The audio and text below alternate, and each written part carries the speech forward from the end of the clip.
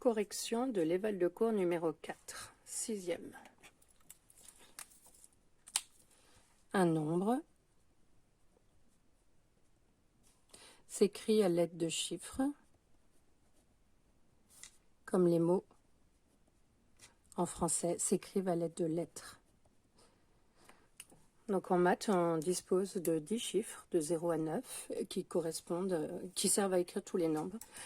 Et l'analogie est à faire avec le français, où en français, on a 26 lettres de l'alphabet qui servent à écrire tous les mots. Ensuite, dans un nombre décimal, comment appelle-t-on le premier chiffre après la virgule? Alors, je vous rappelle qu'en France, on écrit de gauche à droite. À gauche, la virgule, à droite. Donc, le premier chiffre après la virgule, c'est celui-là. Donc, c'est le chiffre des dixièmes, avec un X. Le deuxième chiffre avant la virgule. Donc, la virgule est là, premier, deuxième. C'est le chiffre des dizaines, avec un Z. Le troisième chiffre après la virgule, donc premier, deuxième, troisième, c'est le chiffre des millièmes.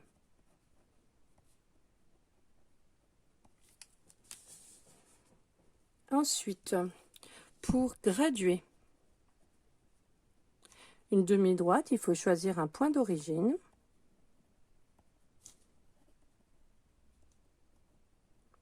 Qui correspond au nombre 0 et une unité que l'on reporte régulièrement. Alors là, on a la demi-droite graduée. Donc l'origine, ça correspond au point O et à l'abscisse 0. Donc c'est l'origine. Et l'écart entre le 0 et le 1, ça s'appelle l'unité. Je vous rappelle que c'est un singulier. Et ça ne peut être qu'un singulier. Ensuite, l'abscisse du point A, on compte 4, 5, 6. Ici, le point A pour abscisse. Alors, abscisse, il faut l'écrire comme il faut. Donc, le nombre, on a dit 6. Ça se note A, entre parenthèses, 6. Ensuite, comparer deux nombres. C'est dire s'ils sont égaux. Et s'ils ne le sont pas, c'est préciser lequel est le plus petit ou le plus grand. Si on connaît le plus petit, on connaît le plus grand. Ensuite, ranger des nombres. Alors, il y a deux ordres. Si je les range dans l'ordre croissant, ça sera les ranger du plus petit au plus grand.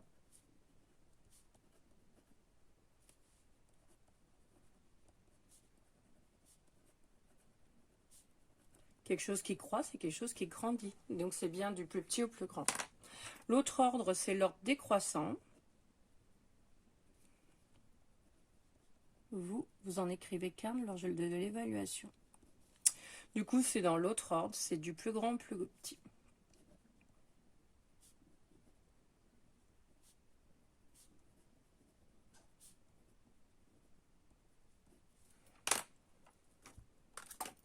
Dans une soustraction, les nombres soustraits sont appelés des termes. Je vous rappelle que terme n'a pas de H. Avec un H, c'est les termes romains qui correspondent au baignoire. Le résultat, donc, dans une soustraction, ça s'appelle une différence.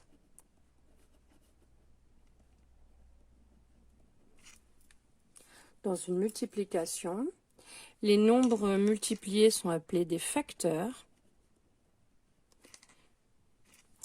Et le résultat, c'est un produit. Troisième opération, dans une addition, les nombres additionnés sont appelés des termes, comme pour la soustraction, et le résultat, c'est une somme. Dernière opération, donc la division. Donc le nombre que l'on partage s'appelle le dividende. Le nombre de parts qu'on fait s'appelle le diviseur. Le résultat d'une division, ça s'appelle le quotient. Il peut y avoir un reste, ici, ou pas. On a toujours l'égalité. Dividende égale diviseur fois quotient plus reste. Comment s'appellent les deux types de division? Donc on a la division euclidienne et la division décimale.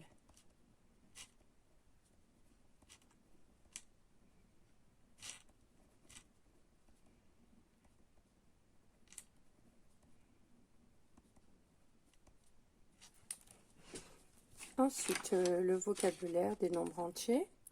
Donc on a une division euclidienne, 128 égale 8 fois 16 plus 0, donc on a bien dividende égale diviseur fois quotient plus le reste. Autrement dit, le reste de la division euclidienne est 0. Donc du coup, on a le vocabulaire. 128, on me dit qu'il est divisible par 8. Ou alors, on peut dire que c'est un multiple. Attention, c'est un multiple, parce que des multiples, il y en a plein. À l'envers, si je pars du petit nombre, c'est un diviseur. Là aussi, c'est un diviseur, il y en a d'autres. Ensuite, les critères de divisibilité.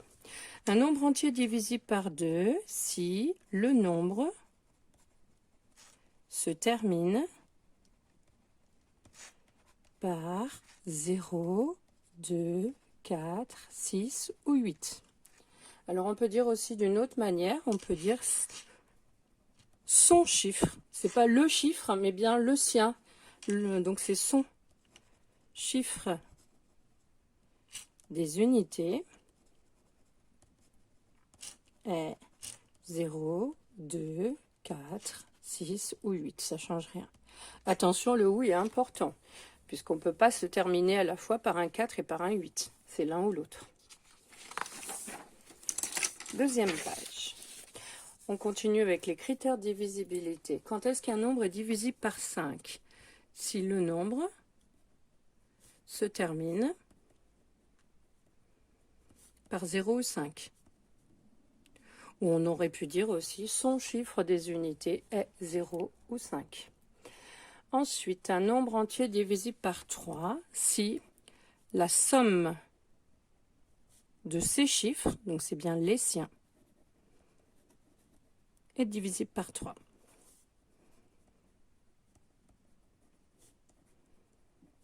On peut dire aussi ou est un multiple de 3.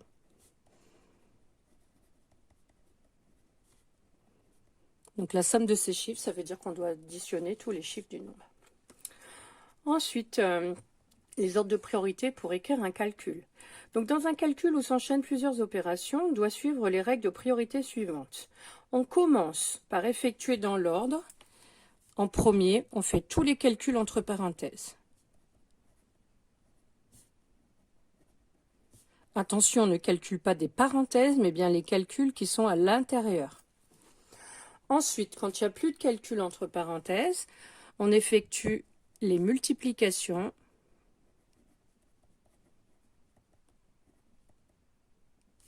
et les divisions, qui sont au même degré de priorité. Une fois qu'il n'y a plus de multiplication-division, on fait les deux autres opérations qui sont au même degré de priorité, les additions et les soustractions. Attention, on les effectue de gauche à droite, pas dans n'importe quel ordre. Il faudra attendre la cinquième et les nombres relatifs avec les opérations pour pouvoir écrire les règles d'une autre manière. On passe aux fractions. A sur B est l'écriture fractionnaire, parce qu'il y a un trait de fraction, avec deux n. De quoi? Du quotient de A par B. A s'appelle le numérateur. Ça vient du mot numéro. C'est le nombre de parts que l'on prend. Et B, le dénominateur. Ça vient de dénommer, donner le nom. Il y a le mot nom dedans. Ensuite, on a une égalité, 5 quarts égale 3,75. 15 quarts s'appelle l'écriture fractionnaire, donc l'écriture avec un trait de fraction. Et l'écriture à virgule s'appelle son écriture décimale.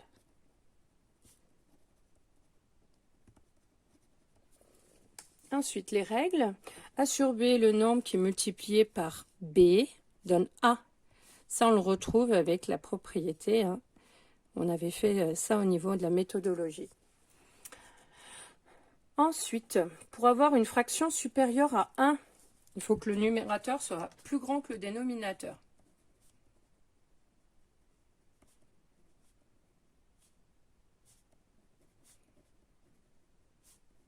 Plus grand, on peut dire aussi est supérieur. Plus grand que le dénominateur. Du coup, on a bien une fraction supérieure à 1. Pour avoir une fraction égale à 1, il faut que le numérateur et le dénominateur ils soient égaux. Si le numérateur et le dénominateur sont égaux. Ensuite, définition d'une fraction décimale.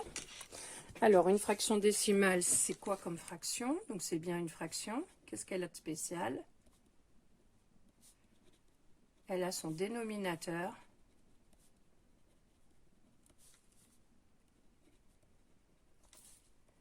qui est 10, 100, 1000, etc. Attention de ne pas mettre de ou. Si vous mettez un ou, ça veut dire que l'énumération est terminée. Or, après, le dénominateur peut être 10 000, 1 million, 100 millions, si vous voulez. Donc, c'est important de bien faire attention à la rigueur. C'est quoi un nombre décimal? Donc, c'est un nombre qui s'écrit sous la forme d'une fraction décimale.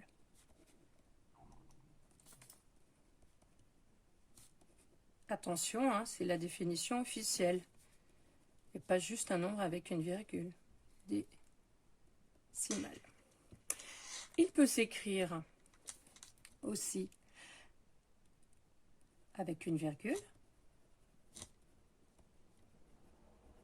C'est ce qu'on appelle son écriture décimale. Mais la définition première, je vous rappelle, c'est un nombre qui s'écrit sous la forme d'une fraction décimale. Alors, on passe à la géométrie maintenant. L'unité d'angle utilisée au collège, c'est le degré. Pour mesurer un angle, on utilise un rapporteur. Et nous, au collège, on utilise un rapporteur qui est même circulaire. Ensuite, le vocabulaire des angles. Donc là, on a un angle. Donc le point haut ici, ça s'appelle le sommet. Il est unique. Les deux demi-droites ici, ça s'appelle les côtés. Il y en a deux, donc c'est un pluriel. Ce sont des demi-droites. Alors, comment on les note? C'est la demi-droite qui a pour origine O et qui se prolonge du côté du A.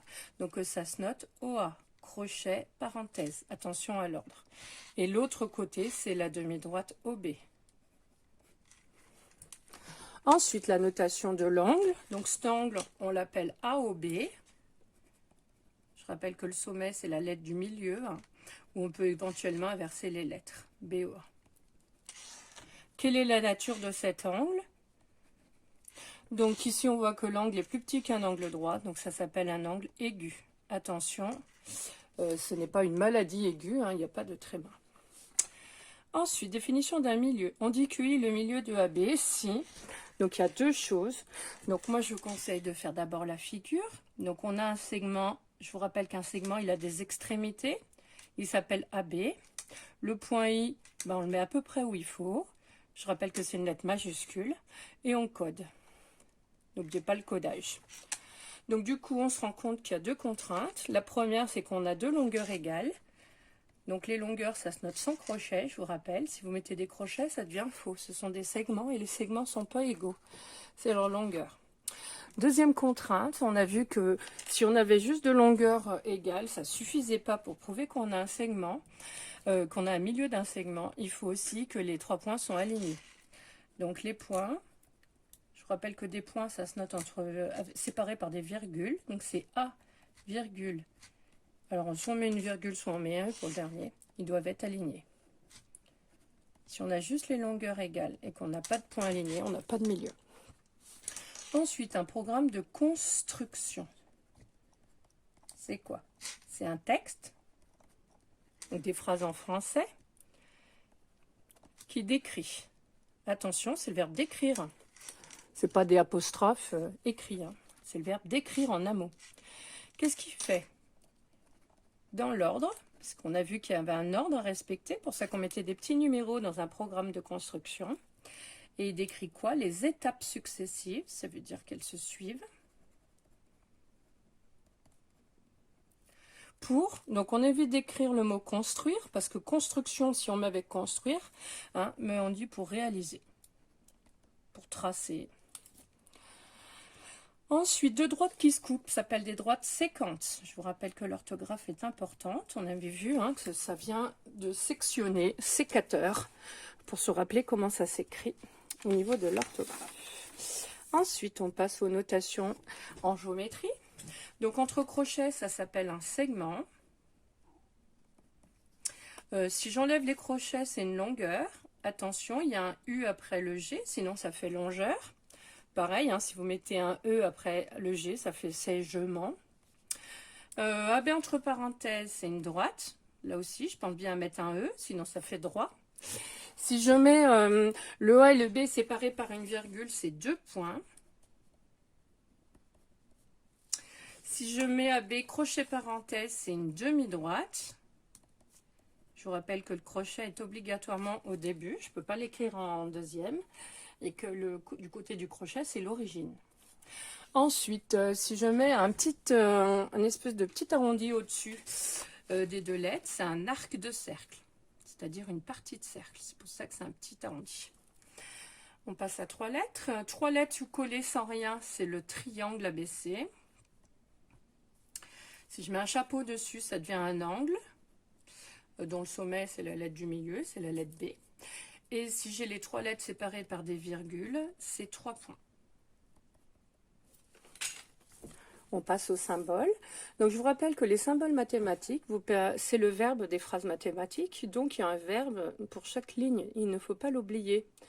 Dans une phrase, il faut forcément qu'il y ait un verbe. Et c'est le symbole qui donne le verbe. Donc, le premier symbole, c'est « est » supérieur à. Et c'est bien un « est », EST.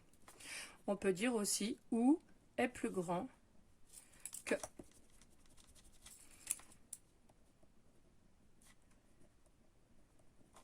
Vous en mettez qu'une sorte. Deuxième symbole est inférieur à. Ou est plus petit que. Troisième symbole est égal à.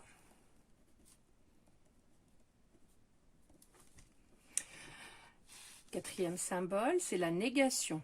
N'est pas égal à. On peut dire aussi ou est différent de. Symbole suivant, c'est appartient à. C'est le symbole qui ressemble au symbole euro, mais qui est avec une barre. Ensuite, si je le barre, c'est la négation. N'appartient pas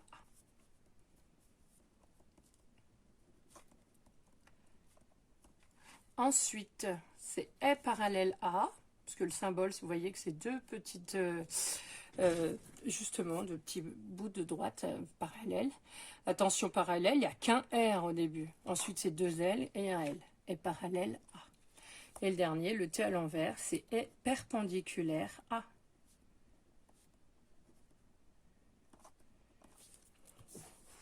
Allez, on passe aux figures. Donc, le triangle isocèle, c'est quoi? C'est un triangle qui a deux côtés de même longueur.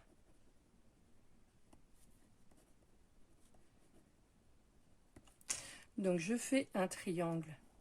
Donc, je ne le fais pas trop petit, hein, j'utilise la case. Donc, il y a du vocabulaire pour le triangle isocèle. Le sommet ici qui est commun aux deux côtés de même longueur, ça s'appelle le sommet principal. C'est pas juste le sommet, hein, puisque des sommets, il y en a 3. C'est le sommet principal. Le côté opposé au sommet principal, donc c'est lui, ça s'appelle la base. Ensuite, dans le triangle équilatéral, donc un triangle équilatéral, c'est un triangle qui a 3 côtés de même longueur. On n'oublie pas l'accent, hein, l'accent circonflexe. Je vous rappelle que côté, si vous enlevez l'accent circonflexe et l'accent aigu pour le « et », ça fait côte, et ça existe en mathématiques. Mais ça ne signifie pas du tout la même chose. Donc je dessine un triangle qui est à peu près équilatéral et je code. Ce qui est important, c'est le codage. Ensuite, un triangle rectangle. C'est un triangle qui a un angle droit. Donc là aussi, il y a du vocabulaire. Donc je m'applique, je remplis la case et j'essaie qu'il y ait une verticale et une horizontale. Et donc le côté opposé à l'angle droit ici, donc c'est lui, c'est l'hypoténuse.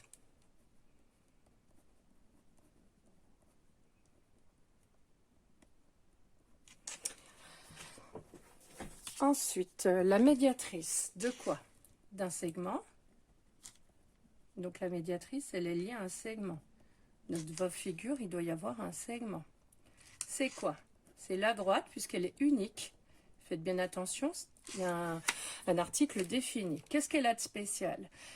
Donc c'est la droite qui coupe perpendiculairement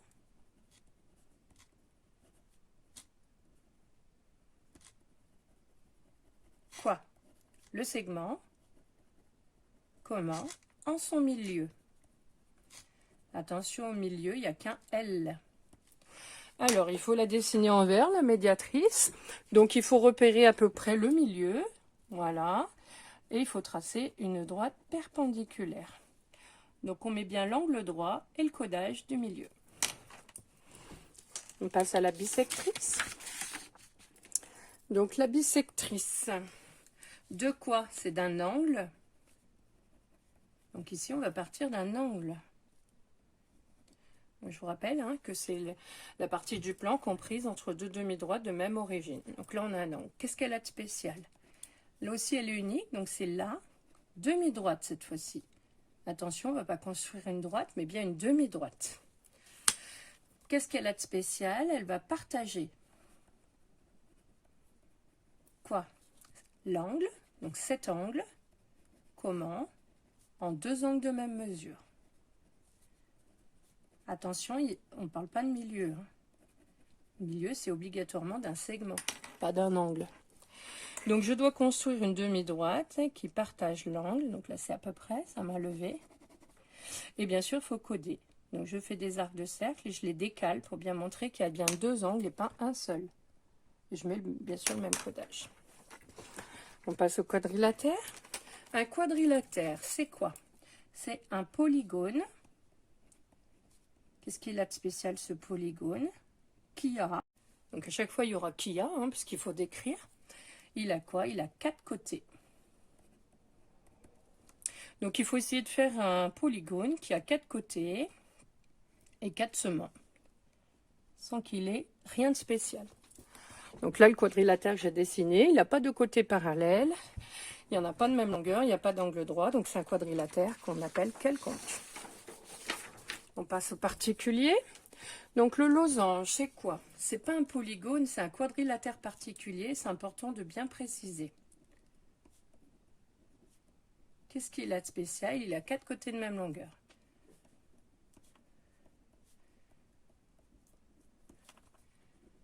Et attention aux fautes d'orthographe. Côté, quadrilatère, longueur. Sachant que le mot quadrilatère, il est écrit correctement sur l'autre page. C'est important de bien préciser que c'est un quadrilatère, puisqu'un polygone qui a 4 côtés de même longueur, c'est pas forcément un losange. Ça peut être un polygone qui a 5, 6, 7 côtés, dont 4 ont la même longueur. Et donc, c'est pas le losange. Le losange, il a bien que 4 côtés et les 4 ont la même longueur. Donc, c'est bien un quadrilatère qui a 4 côtés de même longueur. On fait la figure à main levée. Donc, je la fais pas trop petite. D'accord, et je code bien important. Ce qui est important, donc il a 4 côtés de même longueur. Le rectangle, c'est quoi? C'est un quadrilatère. Qu'est-ce qu'il a de spécial? Donc faites attention. Hein. Je rappelle qu'une définition, c'est pas je balance tout ce que je sais sur le rectangle, mais la définition officielle, il n'y en a qu'une, c'est un quadrilatère qui a 4 angles droits. On ne parle pas du tout des autres côtés. Les côtés sont 2 à 2 de même longueur, mais ça c'est une propriété. Et là, je vous demande la définition. Donc, on ne le fait pas trop petit, on s'applique pour qu'il y ait bien, pour que ça ressemble bien à un rectangle. Et on code la définition, donc 4 angles droits. Le carré. Le carré, c'est un rectangle losange. Donc, il a à la fois 4 côtés de même longueur et 4 angles droits. Et c'est bien sûr un quadrilatère. Est un quadrilatère qui a, donc c'est toujours le verbe avoir, hein, donc il n'y a pas d'accent. 4 côtés de même longueur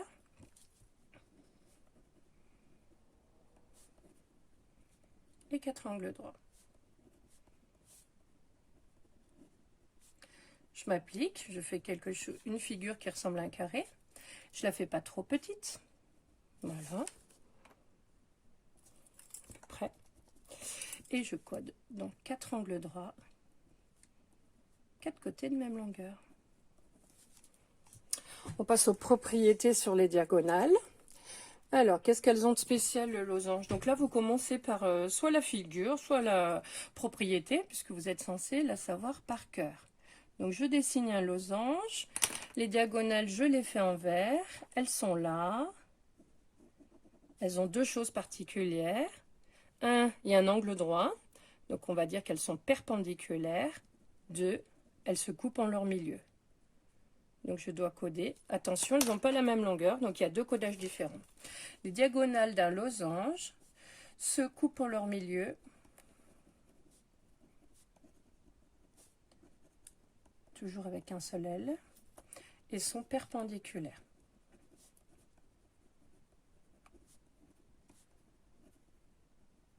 On peut dire aussi se coupent perpendiculairement en leur milieu. Mais là, j'insiste sur le fait qu'il y a bien 2 propriétés. On passe au rectangle. Donc là, je dessine un rectangle. Je dessine ces diagonales. Qu'est-ce qu'elles ont de spécial, les diagonales du rectangle? Elles se coupent en leur milieu et elles sont de même longueur. Donc du coup, c'est le même codage partout. Donc, se coupent en leur milieu.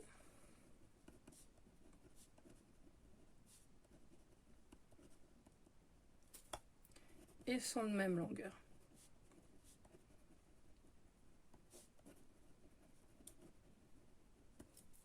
On passe au carré, donc je dessine un carré et je le fais assez gros. Vous voyez que la case, elle n'est pas toute petite. Je ne le fais pas minuscule. Je dessine les diagonales en vert. Et je vous rappelle que le carré, c'est un rectangle losange. Donc, il a toutes les caractéristiques des diagonales du losange et du rectangle.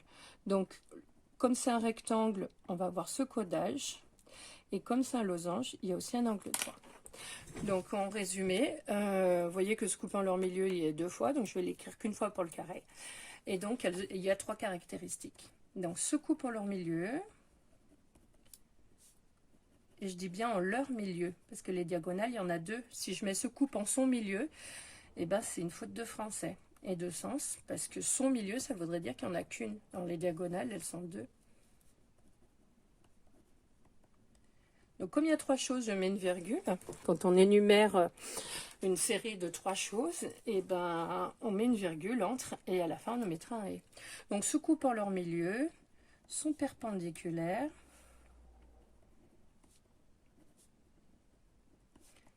et sont de même longueur. Après, vous les mettez dans l'ordre que vous voulez, les 3 caractéristiques. Il y en a 3, il faut simplement les écrire. On passe au périmètre et à l'air. Donc ça, c'est ce qu'on a vu juste avant les vacances, enfin qu'on a rappelé, hein, c'est que des rappels. Le périmètre du figure est la longueur de son contour.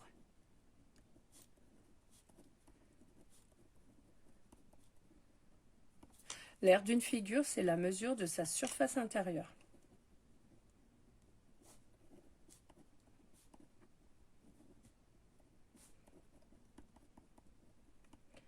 On passe aux différentes figures. Première figure, donc c'est un triangle quelconque.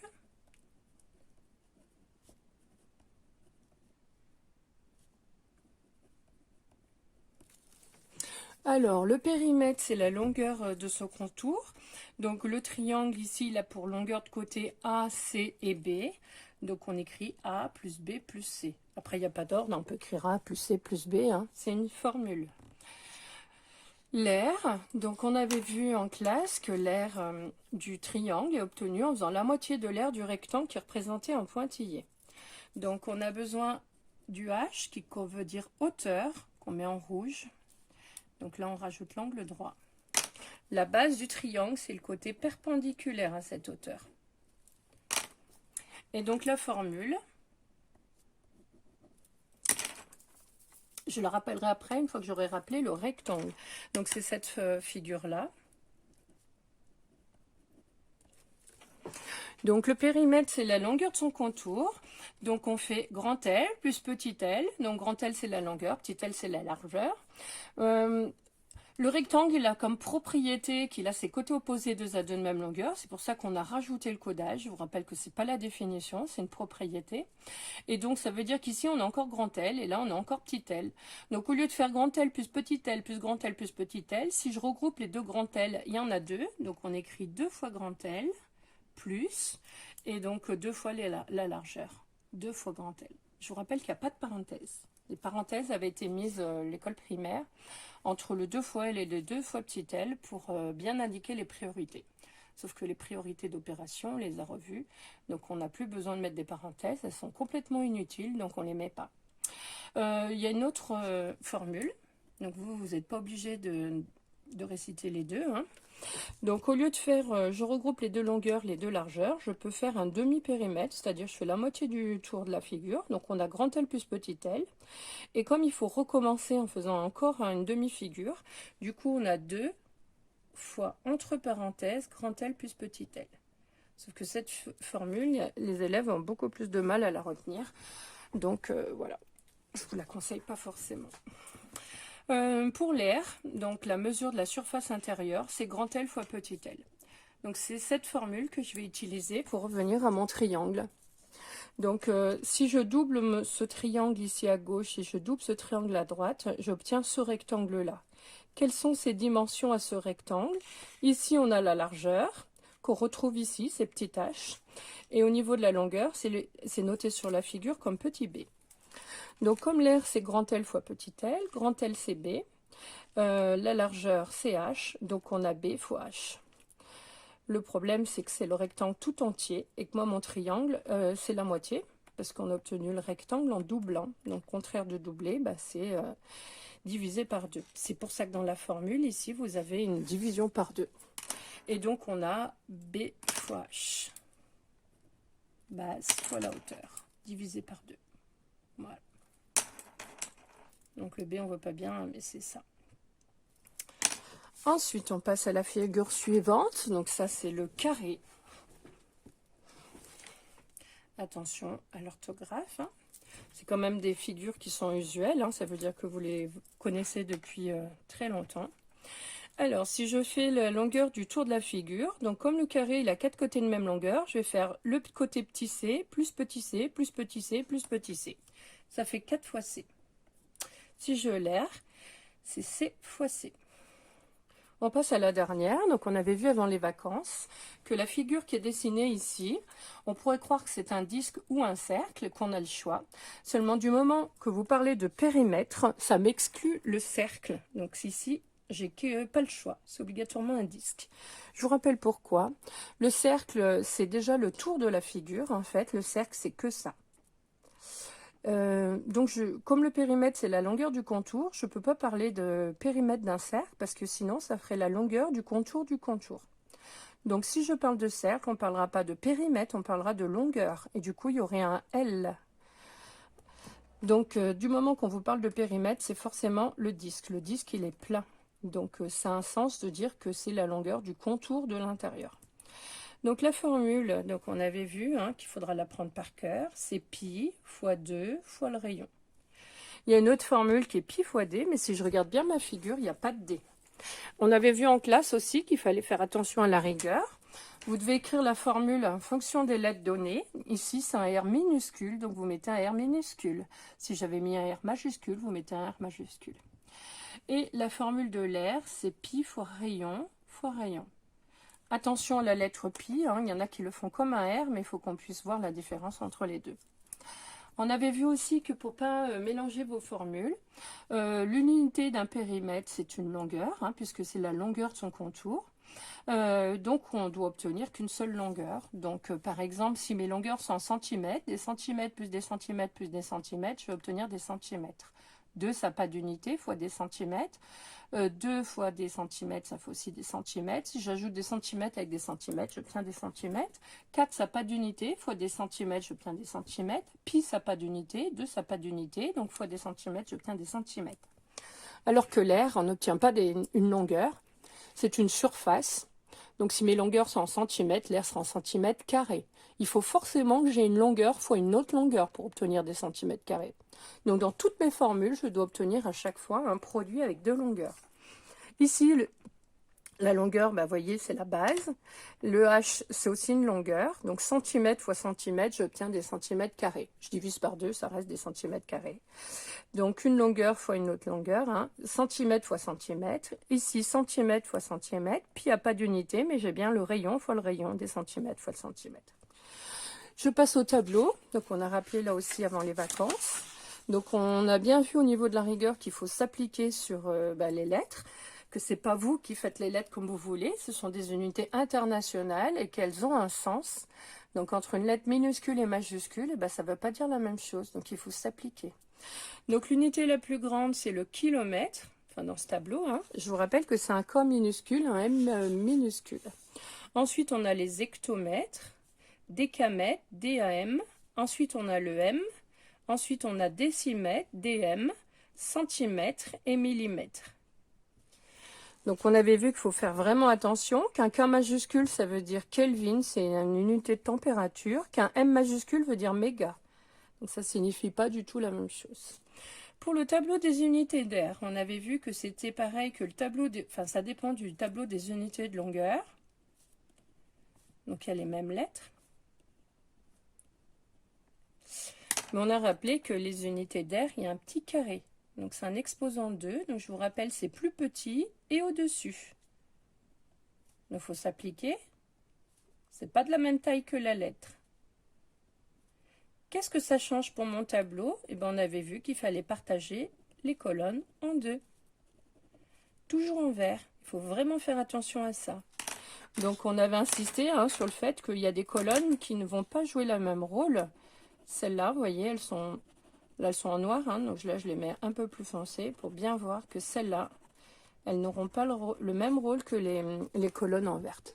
Donc il faut vraiment s'appliquer. Puis même on avait vu, nous, le tableau des unités de volume, où cette fois-ci on avait un cube, donc un petit 3 en exposant, et du coup on partageait les colonnes pour qu'il y ait 3 chiffres par case. La deuxième ligne, je vous rappelle qu'on ne met rien, on avait expliqué que c'était simplement pour convertir, si jamais on a des conversions à faire, et pour bien montrer que dans les longueurs, il y a un chiffre par colonne ici. Ici, on a bien 2 chiffres dans les kilomètres carrés, donc on fait attention. Voilà, la correction est terminée.